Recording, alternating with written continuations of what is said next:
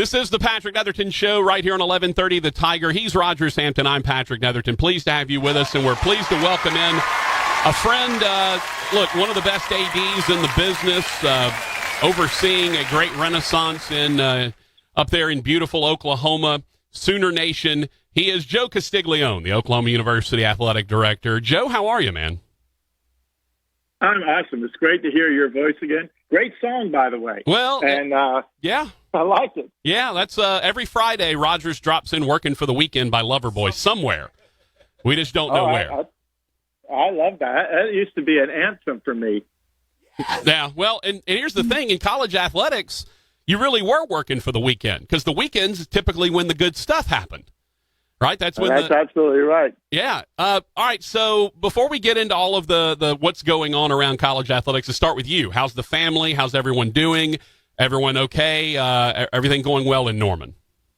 Oh, yeah, man. Doing great. Look, everybody's had enough of this sheltering at home and all of that kind of thing, but we're doing it for the right reasons. We're trying to stay healthy because no matter how tough it gets, as long as we have our health, we'll figure the rest of it out. Yeah, no doubt. Because that's what we do. And but everybody's doing great, and I appreciate you asking. I really enjoy being back on. I tell you what, when you contacted me about being on, it brought back a lot of memories, and I miss being on with you and our man Timmy Brando, and that show was money. I mean, that was a phenomenal show. I really miss it. Oh, there was Timmy. Rogers gave you a little teeny drop. It's interesting because the show actually ended 5 years ago yesterday. It was the 5-year anniversary. So, yeah. Wow. It's pretty crazy but all to think good about. Here, man. You know, your theme is perfect as a segue to whatever you want to talk about because, even though we really aren't into predicting, we're mostly into preparing. Yeah. But everything we're trying to do is working for a weekend sometime later this fall. Yeah. And we're not overlooking the other fall sports by any means, but we are trying to think about football in any form and how we could do it safely for, obviously, first and foremost, the players and the coaches and staff that are around it every day, and then how do we welcome our fans back, those that are going to be comfortable coming back? Yeah, talking to Oklahoma Athletic Director Joe Castiglione. All right, so in that vein, how many plans would you say, how many iterations of a plan do you have in place? And I know it's so hard to predict because we're still a ways away from all of this having to be figured out, but how many different iterations do you have of, hey, if this happens, then we got to do this. If this happens, we've got to do that? Well, I'm going to save you and your listeners from traveling down those rabbit holes like we have. Yeah. Because they have been very tough because, once you start unwinding certain things, if you're a contingency planner, you think about, well, what about this and what about that? And if something like happens here, what does that mean? So there were at least a dozen or more realistic ones. But we've got it down to range from football this fall, 12-game regular season starting on time, which we all hope can happen. Yeah. But we're staying realistic about those chances, to a shortened type of schedule, whatever that would look like. Maybe it's a conference schedule and a conference championship game if that's all we could play. Obviously, whatever number of games that we play, whether we're able to have fans or not, and if we do have fans, the kind of social distancing that would be necessary. So we have a plan to attack that. And then if whatever reason the medical experts advise against that, we can't have football, and, we don't want that to happen. But if we can't, we shouldn't just throw in the towel, right? We got to be thinking in a different kind of way. So we're modeling football in the spring.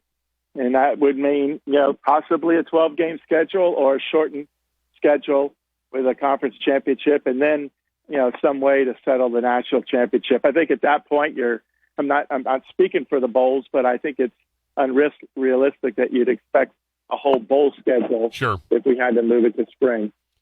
who's kind of in this? Give us some idea of kind of what the decision making hierarchy looks like. Is this is this come from the NCAA all the way down? Is this a conference down? Is this a individual school? Kind of what's the hierarchy of how these decisions are getting prepared? All of that, Patrick. Really, we're taking information. We're taking cues or clues, from those that have the greatest amount of information, most notably connected to the best medical experts out there. We're sharing information throughout the conference. We've tried to have some level of uniformity to even how we've dealt with this last 45 days since we had to abruptly end our season.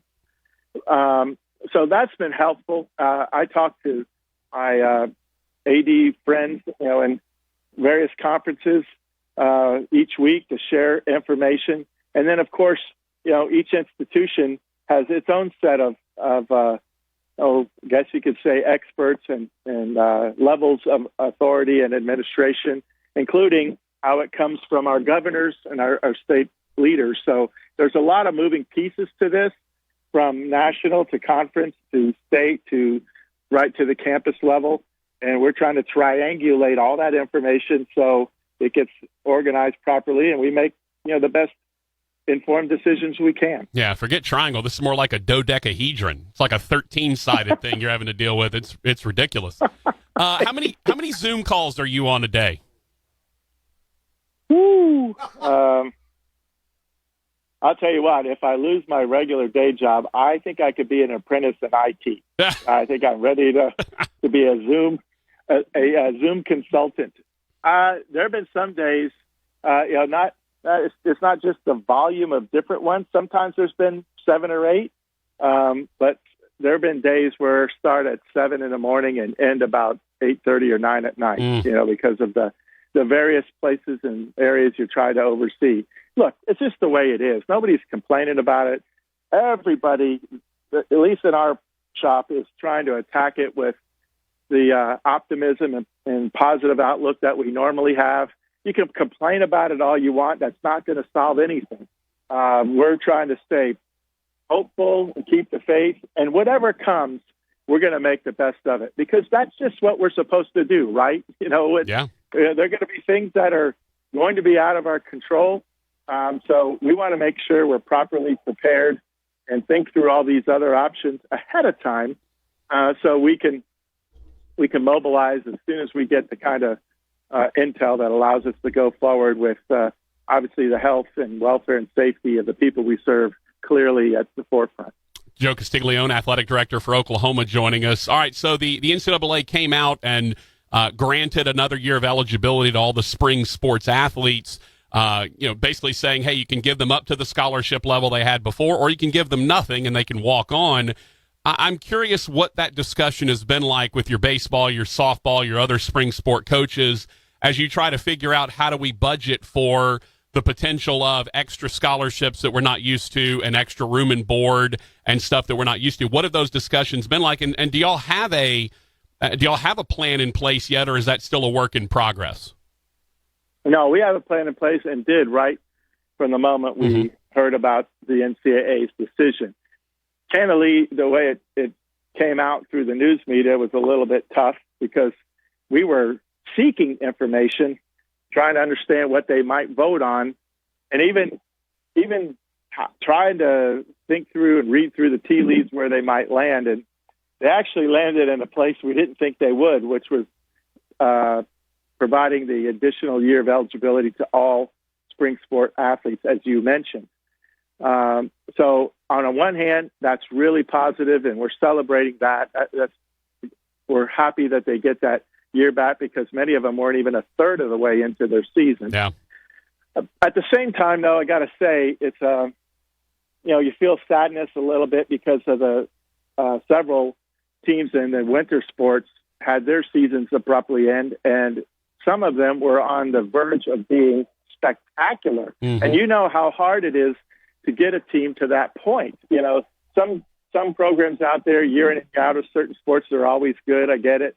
But there's some that, they work hard to get one of those sort of once-in-a-lifetime teams. Think of the NCAA tournament. There were teams on the verge of getting in that hadn't been in 30, 40 years. Yeah. And boom, they don't have that opportunity and won't, maybe, they may not have those same players coming back next year. So that you feel bad. We had those on our own campus. We had, not just basketball, but we've got a generational college athlete that is a member of our women's gymnastics team, Maggie Nichols, who's maybe the best collegiate gymnast that we've seen ever in the sport.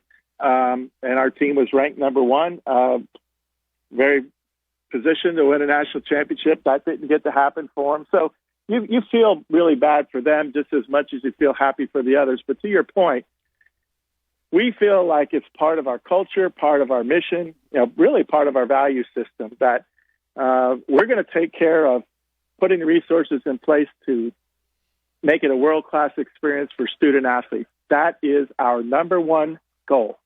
And so it would have been really hypocritical of us to say we can't do that. Yeah. Now, is it expensive? Sure, it is. And it's complex too, man, because it's not just this coming year. We could figure it out for especially those student athletes that had a final year of eligibility. But those sport coaches are having to figure it out with the difference now of everybody on the roster having a year of eligibility and trying to account for and accommodate the signing classes, those commitments you already have. And there's going to be some challenges for some coaches there and trying to work through it. But again, if you keep student athlete welfare and the best interest of student athletes at heart, you find a way to work it out where it's the best possible outcome, even though it might not be perfect. Talking to Joe Castiglione, athletic director for Oklahoma. All right, so kind of the bombshell announcement. It wasn't really a bombshell. We knew they were working on it, and that's the names, images, and likeness scenario that the NCAA laid out. Joe, the very first thing I said is everyone needs to slow down because their speculation was running rampant on what this meant, what this didn't mean, what could happen, what wouldn't happen. But the NCAA really hasn't set forth any rules or guidelines about this other than that they're working on it. Tell me about the planning process that's in place for you guys in terms of, okay, where are the various rules and guidelines going to be that the NCAA sets down when it comes to this issue? Patrick, you're giving wise advice there, but people that have been pushing for this don't want to hear it. No. They want to, they're upset that it's not going faster. And I have to admit, I can get some of that because there have been some things we've all wanted to change for quite a long time, years. And just the nature of our membership organization, things evolve slowly. That doesn't mean that we are trying to move toward a pay-for-play model at all. But there are some areas here that, quite candidly, we can work out. Actually, I've thrown out a model several years ago where there'd be a clearinghouse where each and every athlete on every campus could choose to sign with. And if you think that giving it all to one organization is a monopoly, then let the free market determine how many want to be in that kind of business. But they actually serve as a licensing agency, if you will. And if you want to use a student athlete for whatever it is, an endorsement, a signature, a meet and greet, some type of ad, whatever it is, you go through this clearinghouse, and those agencies have very clear, strict rules that stipulate what you can and can't do. They're not there to create competition between the student athlete and their respective institution, but they sort of rep them in areas like a speakers bureau does for people who are doing that. A lot of entertainers do that, or people in corporate America do that. And I think some of those things would have been easier to work out a long time ago, and at least would have set a little bit of a stage. Now we're having to, get into this, and people are expecting to press on the gas and just, throw it in gear and press on the gas and just go racing forward. And you're right, there's still a lot of complications to it. But I think for us at an institutional level, since we know we will not be the facilitator of any of those endorsements or business opportunities, if you will. We have to be very aggressive and proactive at teaching, educating, training our student athletes so they have the right information to make good decisions. You got to probably accept that some of them are already going to have made some of those plans before they even come to campus. Maybe, they're an entrepreneurial spirit when they're in high school. It could happen, as long as they meet those guidelines, the criteria, or they fall within the so-called guardrails, like you used the word, to be able to maintain their eligibility. But for us, it's really ramping up in an area of life skills, knowing what that means, how to handle taxable income. What does that mean in reading an agreement and a contract? The responsibilities. It's not going to be like, hey, they pay you to come do this, and on that day you decided, hey, I didn't feel like going, and so you don't show up. That's going to be between the student athlete and whoever the business is that they, make an agreement. But there are others that are entrepreneurial themselves. We have a football player that was really great craftsman, and now has turned it into his full-time business where he hand makes tables and chairs and furniture. Nice. It's unbelievable. He started that when he was a football player for us on his own, and he ended up making it into his own full-time business. So there's so many range of things people can do. We just have to be very proactive in training our athletes, helping educate them to whatever that might be, social media. Yeah, actually, we want to help them know what it takes to build their brand the right way. Yeah. I always think back, Joe, to the Central Florida punter. I believe it was Central Florida. It might have been South Florida. The punter who had a great YouTube channel. And the NCAA basically said it's your YouTube channel or you can punt. You can't do both because you're making money off your YouTube channel. And he chose not to punt. Now a guy like that can take and make money off his YouTube channel. I just think that's great. That makes sense to me. And there's ways to make it easy. I'm imagining, though, that this probably means we see an upshoot in compliance officers, maybe an extra guy or two, lady or two in each office to try to kind of handle some of this? All of that. Because there are some simple, ordinary, examples like you and I just talked about that make sense, but there are going to be a lot that don't. Mm-hmm. And, how people are, just like you said at the beginning, people want to take this idea and start racing forward before they even understand what it means. Yeah. But I get it. They're tired of talking about it. They want to run forward. I understand that, but still, we have to say, thanks for finally, the good people have spent so many hours on working through this. This is much more complicated than people think. And, I know there's always the cynics out there and, people want to attack whatever it is, but it is a very big step. In some ways, they might have gone a little further than some of the people expected. I know there'll be a few that say they didn't go far enough. But look, we're making progress. It's a battleship. Sometimes it's slow to turn, but the fact that it's turning is a positive step, and we need to build off that. Yeah, I've called the NCAA. I always call it a Leviathan. It's just hard to wrestle with. It's big and bulky, and sometimes it doesn't move very fast, and we see that. Hey, how about your boy CeeDee Lamb getting 88 in Dallas?